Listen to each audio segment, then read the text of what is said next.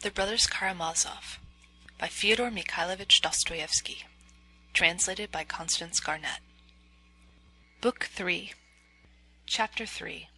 The Confession of a Passionate Heart in Verse. Alyosha remained for some time irresolute after hearing the command his father shouted to him from the carriage, but in spite of his uneasiness he did not stand still. That was not his way. He went at once to the kitchen to find out what his father had been doing above. Then he set off, trusting that on the way he would find some answer to the doubt tormenting him. I hasten to add that his father's shouts commanding him to return home with his mattress and pillow did not frighten him in the least. He understood perfectly that those peremptory shouts were merely a flourish to produce an effect. In the same way, a tradesman in our town who was celebrating his name-day with a party of friends, getting angry at being refused more vodka, smashed up his own crockery and furniture and tore his own and his wife's clothes, and finally broke his windows, all for the sake of effect. Next day, of course, when he was sober, he regretted the broken cups and saucers. Alyosha knew his father would let him go back to the monastery next day, possibly even that evening. Moreover, he was fully persuaded that his father might hurt anyone else, but would not hurt him. Alyosha was certain that no one in the whole world would ever want to hurt him, and what is more, he knew that no one could hurt him. This was for him an axiom, assumed once for all without question, and he went his way without hesitation, relying on it. But at that moment an anxiety of a different sort disturbed him, and worried him the more because he could not formulate it. It was the fear of a woman, of Katerina Ivanovna, who had so urgently entreated him in the note handed to him by Madame Hovlikov to come and see her about something.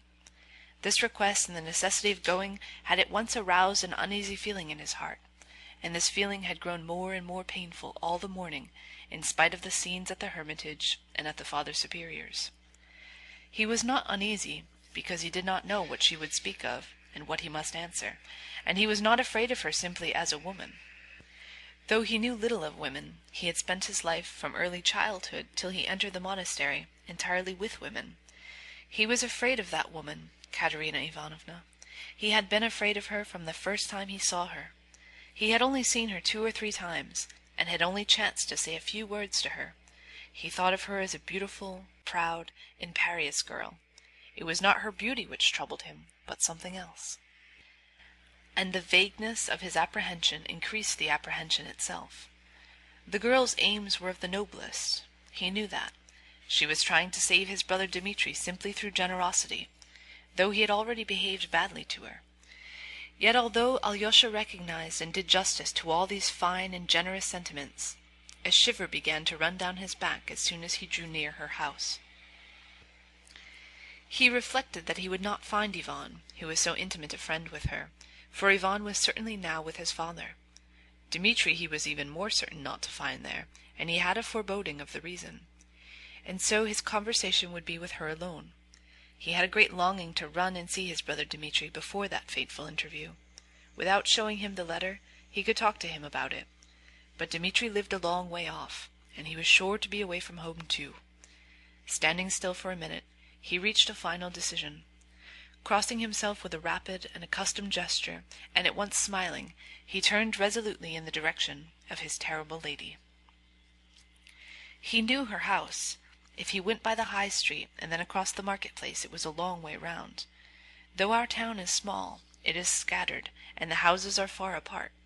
And meanwhile his father was expecting him, and perhaps had not yet forgotten his command. He might be unreasonable, and so he had to make haste to get there and back.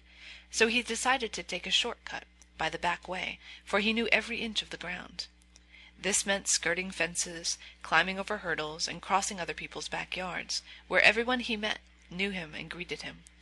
In this way he could reach the High Street in half the time. He had to pass the garden adjoining his father's, and belonging to a little tumble-down house with 4 widows. The owner of this house, as Alyosha knew, was a bedridden old woman, living with her daughter, who had been a genteel maidservant in the general's families in Petersburg. Now she had been at home a year, looking after her sick mother. She always dressed up in fine clothes, though her old mother and she had sunk into such poverty that they went every day to Fyodor Pavlovitch's kitchen, for soup and bread, which Marfa gave readily. Yet though the young woman came up for soup, she had never sold any of her dresses, and one of these even had a long train, a fact which Alyosha had learned from Rakitin, who always knew everything that was going on in the town. He had forgotten it as soon as he had heard it, but now, on reaching the garden, he remembered the dress with the train, raised his head, which had been bowed in thought, and came upon something quite unexpected. Over the hurdle in the garden, Dmitri, mounted on something, was leaning forward, gesticulating violently, beckoning to him, obviously afraid to utter a word for fear of being overheard. Alyosha ran up to the hurdle. "It's a good thing you looked up. I was nearly shouting to you," Mitya said in a joyful, hurried whisper. "Climb in here quickly. How splendid that you've come. I was just thinking of you." Alyosha was delighted too, but he did not know how to get over the hurdle. Mitya put his powerful hand under his elbow to help him jump. Tucking up his cassock, Alyosha leapt over the hurdle with the agility of a bare-legged street urchin. "Well done! Now come along," said Mitya in an enthusiastic whisper. "Where?" whispered Alyosha, looking about him and finding himself in a deserted garden, with no one near but themselves. The garden was small, but the house was at least 50 paces away. "There's no one here. Why do you whisper?" asked Alyosha. "Why do I whisper? Deuce take it!" cried Dmitri at the top of his voice. "You see what silly tricks nature plays on one. I'm here in secret, and on the watch. I'll explain later on, but knowing it's a secret, I began whispering like a fool when there's no need. Let us go. Over there. Till then be quiet. I want to kiss you." Glory, glory to God in the world. Glory to God in me. I was just repeating that, sitting here before you came. The garden was about 3 acres in extent, and planted with trees only along the fence at the 4 sides. There were apple trees, maples, limes, and birch trees. The middle of the garden was an empty grass space from which several hundredweight of hay was carried in the summer. The garden was let out for a few rubles for the summer. There were also plantations of raspberries and currants and gooseberries laid out along the sides. A kitchen garden had been planted lately near the house. Dmitri led his brother to the most secluded corner of the garden. There, in a thicket of lime trees and old bushes of black currant, elder, snowball tree, and lilac, there stood a tumble-down green summer house, blackened with age. Its walls were of lattice work, but there was still a roof which could give shelter. God knows when this summer house was built. There was a tradition that it had been put up some 50 years before by a retired colonel called von Schmidt, who owned the house at the time. It was all in decay. The floor was rotting, the planks were loose, the woodwork smelled musty. In the summer house there was a green wooden table fixed in the ground, and round it were some green benches upon which it was still possible to sit. Alyosha had at once observed his brother's accelerated condition, and on entering the arbor he saw half a bottle of brandy and a wine-glass on the table. "That's brandy," Mitya laughed. "I see your look. He's drinking again. Distrust the apparition. Distrust the worthless, lying crowd, and lay aside thy doubts. I'm not drinking. I'm only indulging. As that pig your Rakitin says, he'll be a civil councillor one day, but he'll always talk about indulging. Sit down. I could take you in my arms, Alyosha, and press you to my bosom till I crush you, for in the whole world, in reality, can you take it in? I love no one but you." He uttered the last words in a sort of exultation. "No one but you and one jade I have fallen in love with, to my ruin. But being in love doesn't mean loving. You may be in love with a woman and yet hate her. Remember that. I can talk about it gaily still. Sit down here by the table, and I'll sit beside you and look at you and go on talking. You shall keep quiet, and I'll go on talking, for the time has come. But on reflection, you know, I'd better speak quietly, for here you can never tell what ears are listening. I will explain everything.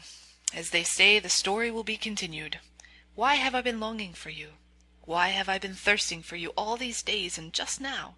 It's 5 days since I've cast anchor here. Because it's only to you I can tell everything. Because I must. Because I need you. because tomorrow I shall fly from the clouds, because tomorrow life is ending and beginning. Have you ever dreamt of falling down a precipice into a pit? That's just how I'm falling, but not in a dream. And I'm not afraid, and don't you be afraid. At least, I am afraid, but I enjoy it. It's not enjoyment, though, but ecstasy.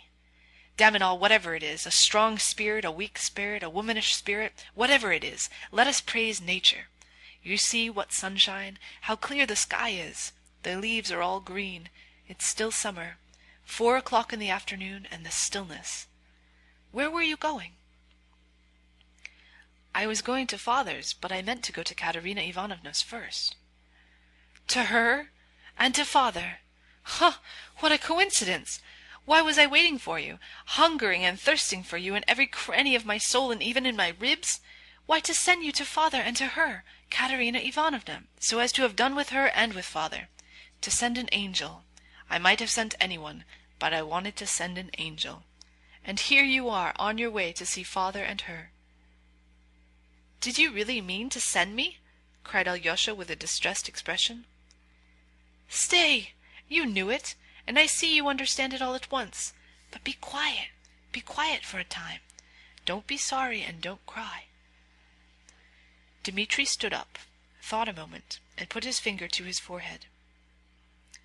She's asked you, written to you a letter or something. That's why you're going to her? You wouldn't be going except for that.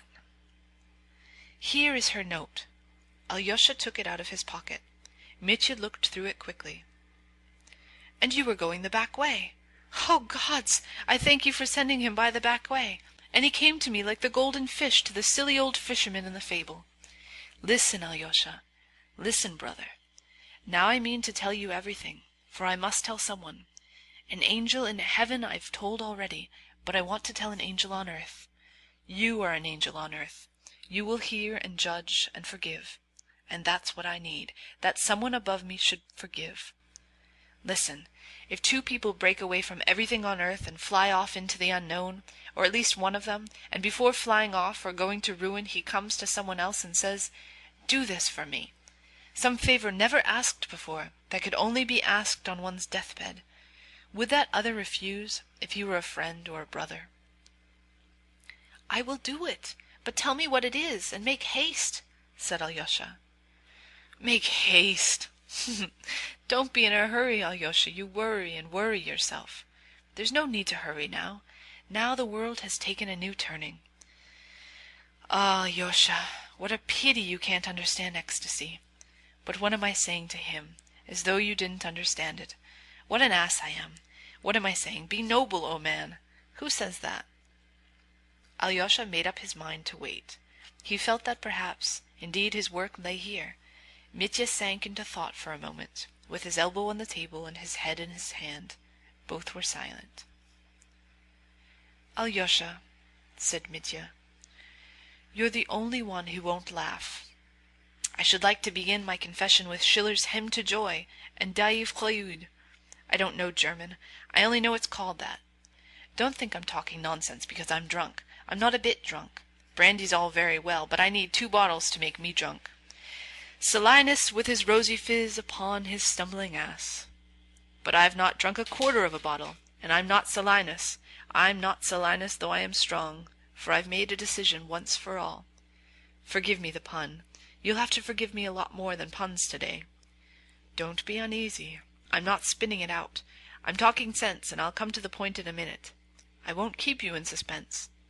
Say, how does it go? He raised his head, thought a minute, and began with enthusiasm. Wild and fearful in his cavern hid the naked troglodyte, and the homeless nomad wandered, laying waste his fertile plain. Menacing with spear and arrow, in the woods the hunter strayed. Woe to all poor wretches stranded on those cruel and hostile shores. From the peak of high Olympus came the mother Ceres down, seeking in those savage regions her lost daughter Proserpine. But the goddess found no refuge, found no kindly welcome there, and no temple bearing witness to the worship of the gods.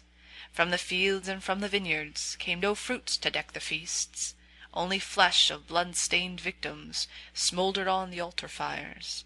And where the grieving goddess turns her melancholy gaze, sunk in vilest degradation, man his loathsomeness displays.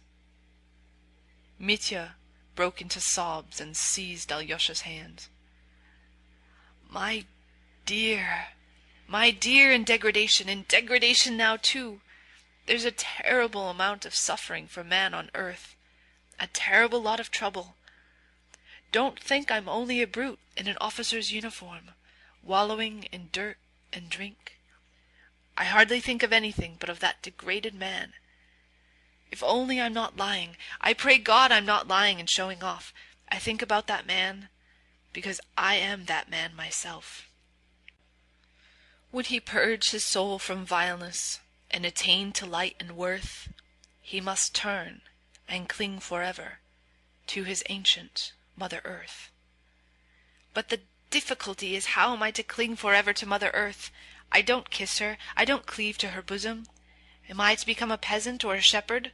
I go on, and I don't know whether I'm going to shame or to light and joy.